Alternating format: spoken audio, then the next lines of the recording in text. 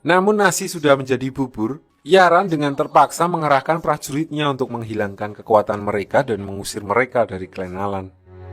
就这样，要不伤害我的家眷和子弟， 你为了纳兰家的颜面， Beralih ke Xiaoyan, di sini dia kedatangan tamu tak diundang, yakni 3 orang anggota ormas yang berniat untuk melakukan transaksi jual beli. Namun bukan kalender atau permen tolak angin, Xiaoyan belum sadar bahwa 3 orang ini adalah anak buah Ratu Ular yang tujuan sebenarnya hanya untuk membawakan makanan untuk sang ratu. Hal itu diketahui saat sang ratu menyerap saripati salah satu benda langka yang dibawakan oleh anggota ormas tersebut.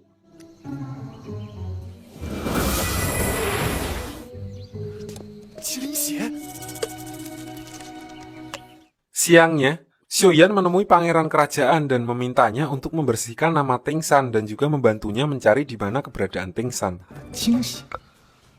这是新的事，帮我把他给找回来。不敢，不敢。 Singkat cerita, beberapa hari kemudian bertempat di aula istana, pangeran ingin memberikan penghargaan kepada semua murid yang berpartisipasi atas kerja kerasnya dalam belajar dengan masuk ke gunung mistis untuk bertamasya dan mengumpulkan tanaman obat langka dengan bebas. Konon, gunung mistis ini dibuat oleh para petarung leluhur di kerajaan. Para leluhur menyegel tempat tersebut untuk dibudidayakan dan hanya terbuka segelnya setiap 60 tahun sekali dan selama 2 jam saja. Jadi setiap orang yang masuk melebihi 2 jam akan terkurung di sana selama 60 tahun berikutnya. Pangeran juga menjelaskan pantangan ketika masuk ke gunung mistis. Mereka tidak diperbolehkan masuk ke lembah belakang gunung untuk alasan yang bahkan dia juga nggak tahu. Pokoknya nggak boleh aja. 哪位同学有勇气？ Nggak lama satu persatu murid mulai masuk ke gunung mistis tersebut yang terlihat masih asri, nggak pakai welas. Banyak sekali tanaman obat-obatan seperti ginseng, jahe, pil bersalin, selapan, ekspor quality. Sesampainya di sana, Hao Tian tertarik dengan sebuah tanaman ketela yang diperkirakan berumur lebih dari 500 tahun. Namun untuk mendapatkan tanaman itu memang susah karena ketika mau ditangkap Endo bisa menggelinding cepat. Mereka mengejar tanaman tersebut sampai tidak sadar masuk ke gua terlarang. Perlu diketahui gua ini berbentuk seperti labirin, bulat, yang dimana sekali masuk akan sulit sekali untuk keluar karena hanya ada satu jalan untuk keluar masuk. 现在的年轻人， Di dalam gua terdapat berbagai macam bahan obat dan kristal ajaib yang sangat bernilai. Hal itu pun langsung dimanfaatkan oleh mereka untuk mengambil material sebanyak-banyaknya. 哎，你们看这儿！我的天哪！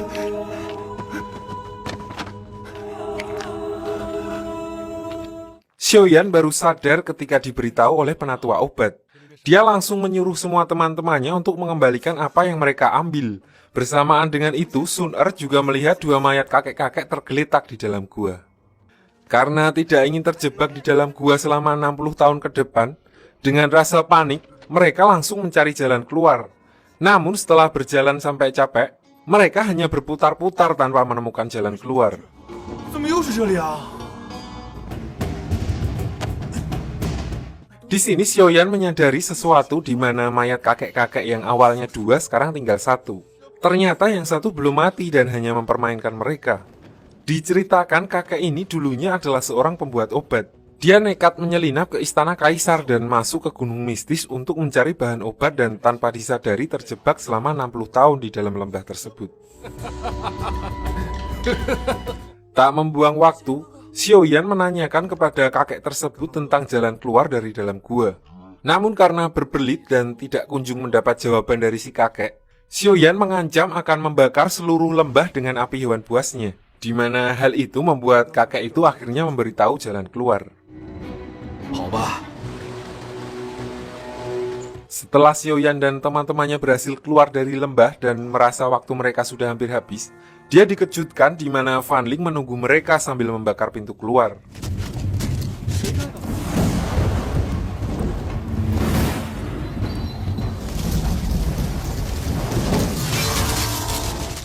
Lagi-lagi pedang penguasa mistis berat milik Xiaoyan terkena darah dari Fan Ling yang notabene adalah anggota Istana Jiwa sehingga langsung bereaksi kepada Xiaoyan. Di sini Fan Ling berkata kalau ternyata dia adalah anak dari Fan Lao. Hal itu mengartikan bahwa racun yang telah dia berikan saat lomba yang terbuat dari darahnya dari awal memang tidak bisa diobati. Jadi istilahnya sama seperti upacara Xiaoyan bergabung dengan Istana Jiwa. Melihat Xiaoyan yang sudah terkapar lemas, membuat Sun Er tidak tinggal diam dan membantu Xiaoyan melawan Fan Ling.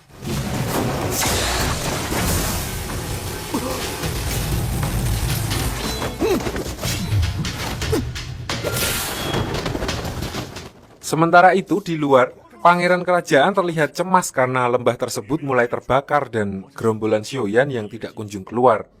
Namun Fama dan Raja Obat Guhe menyuruhnya untuk yakin kepada kemampuan para murid-muridnya.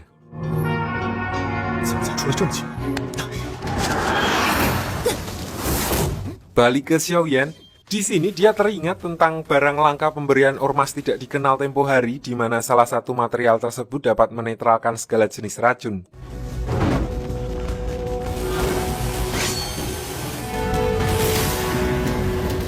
Lalu berbekal api ungu hewan buas yang masih tersisa di tubuh Fan Ling saat di perlombaan racun, Xiaoyan menyerangnya dengan api tulang dingin, di mana sifat kedua api tersebut bertolak belakang dan menyebabkan seluruh tubuh Fan Ling terbakar menjadi abu.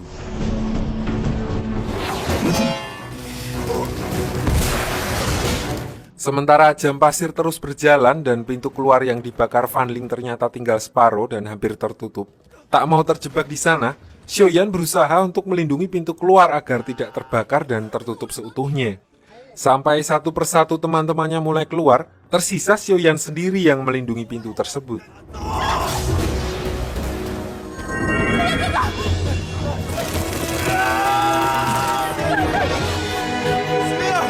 Dari luar mereka melihat lukisan secara perlahan terbakar yang menandakan bahwa Xiaoyan akan terjebak di dalam. Lalu tiba-tiba Xiaoyan terlempar keluar dengan kondisi pingsan. Namun ternyata bukan benar-benar usahanya sendiri. Di tengah Xiaoyan pingsan, dia bertemu dengan penatua obat dan penatua obat memberitahu jika bukan karena bantuannya Xiaoyan sudah mati berkali-kali. Jadi selama ini walaupun dia marah dengan Xiaoyan tapi tetap melindungi dengan kekuatan Qi-nya dari dalam.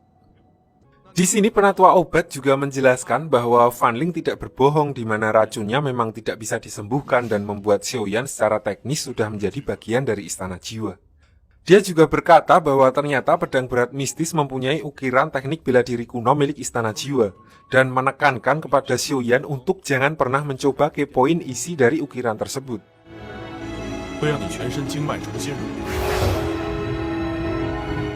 Pangeran mendapati kaisar telah meninggal tak berselang lama setelah sebelumnya sekarat. Di tengah suasana duka pangeran dan semua prajuritnya, dia dikejutkan kaisar yang sudah mati tiba-tiba bangun karena dirasuki oleh Fan Lao. Di sini Fan Lao mengajak pangeran untuk bergabung dan bekerja sama dengan Istana Jiwa. Dia akan diberi kekuatan yang sangat besar untuk menguasai seluruh negeri jika bersedia bergabung dengannya. Fan Lao juga memberitahu jika klan-klan besar seperti perguruan bintang jatuh dan perguruan awan berkabut sudah bergabung dengan Istana Jiwa. Namun karena pangeran masih memegang teguh visi misi Sunda Empire, pangeran langsung menolaknya mentah-mentah. Hal itu membuat Fan Lao marah dan mengancam akan menghancurkan kerajaannya. Beralih ke Xiaoyan, di sini tanpa mengindahkan perkataan penatua obat sebelumnya, dia mencoba untuk mempelajari dan membaca tulisan yang ada di pedang mistis berat.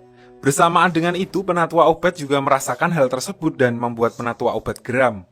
Ini adalah pertama kalinya dia sangat kecewa dengan Xiaoyan, yang mana itu adalah satu-satunya pantangan yang dia berikan.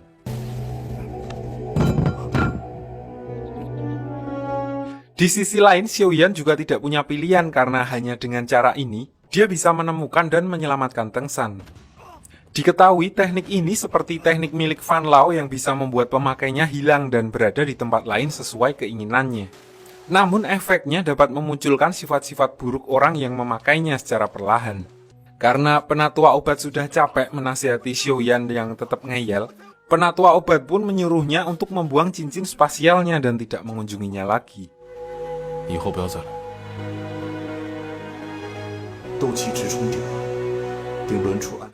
Singkat cerita, Xiaoyan yang sudah yakin dengan pendiriannya dan tanpa memikirkan perkataan penatua obat, Dia menggunakan teknik dari Istana Jiwa untuk mencari keberadaan Teng San.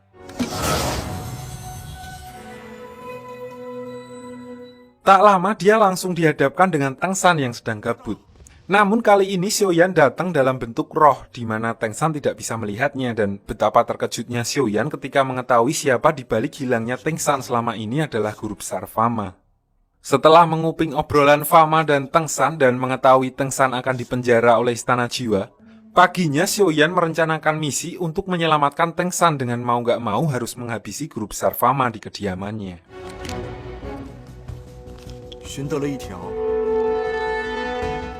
Namun sesaat sebelum eksekusi, tiba-tiba Fama mengumumkan bahwa Teng San sudah ditemukan dalam kondisi tidak sadar di sebuah gua. Tak mau sifat licik Fama tersebar luas oleh Teng San, sebelumnya Fama telah menghilangkan ingatan Teng San terlebih dahulu.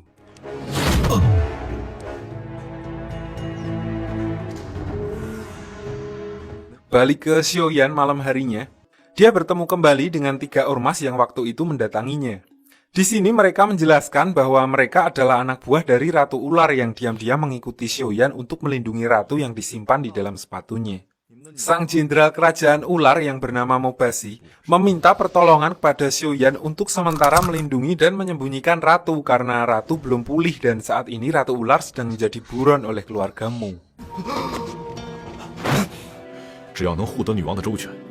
So di sini Xiaoyan diberikan tanda darah permata oleh sang ratu, di mana hal itu juga berarti Xiaoyan menggantikan posisi ratu menjadi raja ular untuk sementara. Dan selama Xiaoyan merawat Ratu Medusa, kerajaan ular akan sepenuhnya membantu Xiaoyan dalam keadaan apapun. Kembali ke Teng San yang belum tersadar, dia akhirnya dipulangkan ke Akademi Jianan berharap segera mendapatkan perawatan dan segera membaik. Di sini Xiaoyan kembali menggunakan teknik bela diri dari Istana Jiwa untuk menyelidiki lebih lanjut rencana yang dilakukan oleh Fama. Dan ternyata Fama ingin menggunakan Teng San sebagai pion untuk mengetahui siapa saja yang membantunya. Namun hal itu memang tidak mudah karena banyak murid-murid yang masih menyelidiki tentang kasus hilangnya Teng San, dan salah satunya Xiaoyan. Sebenarnya mereka ingin menghabisi Xiaoyan saat itu juga. Namun Fan Lao mencegahnya karena Xiaoyan mempunyai potensi dan sudah menyadari kalau terdapat darah Istana Jiwa di dalam tubuh Xiaoyan. Dan sebentar lagi Xiaoyan akan menjadi bagian dari Istana Jiwa. Lalu keesokan paginya para tetua Akademi Jianan berkumpul. Di sini Han Feng menuduh Teng San bahwa Teng San sudah bergabung dengan Istana Jiwa. Hal itu langsung dibantah oleh Bu Guru Ruolin karena tidak adanya bukti yang valid. Namun Han Feng yang memang orangnya licik, langsung membeberkan sebuah bukti di mana Teng San membiarkan murid Istana Jiwa mengikuti kompetisi dan percobaan pembunuhan kaisar. Di tengah obrolan, diperlihatkan Teng San yang sudah sadar, namun dengan kondisi lupa ingatan. Hal itu langsung dimanfaatkan oleh guru besar Fama untuk memaksa Teng San mengakui bahwa dia adalah anggota Istana Jiwa. Karena pengaruh obat halu yang diberi oleh Fama, secara terang-terangan Teng San mengaku bahwa dia adalah anggota Istana Jiwa.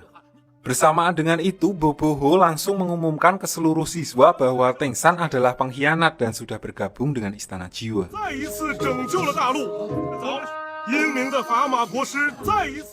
Singkat cerita, Xiaoyan menemui Teng San di halaman sekolah di mana dia sudah naik pangkat menjadi Pak Bon. Dia menceritakan dengan detail apa yang sudah dia lihat saat obrolan Fama dengan Teng San malam itu. Merasa Fama telah mempermalukan Teng San, akhirnya Xiaoyan berencana untuk mengajak Teng San kabur dari tempat tersebut.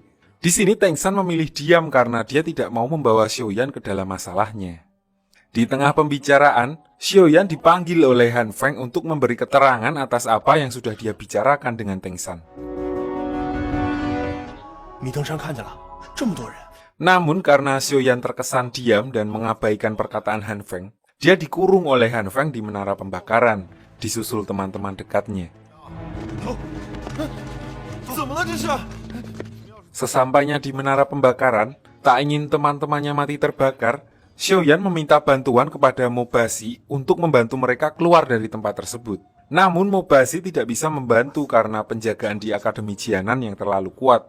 Bersamaan dengan itu, Mobasi membeberkan sebuah fakta di mana di bawah menara pembakaran adalah tempat ular inti api bumi tinggal, yang dipercaya sebagai leluhur dari kerajaan ular dan mungkin bisa membantu mereka keluar dari tempat tersebut. Mengingat menara pembakaran yang sangat panas, satu persatu teman-temannya mulai tidak tahan dan Xiaoyan berbekal seruling pemberian Roma Irama mencoba memanggil ular api inti bumi untuk meminta pertolongan.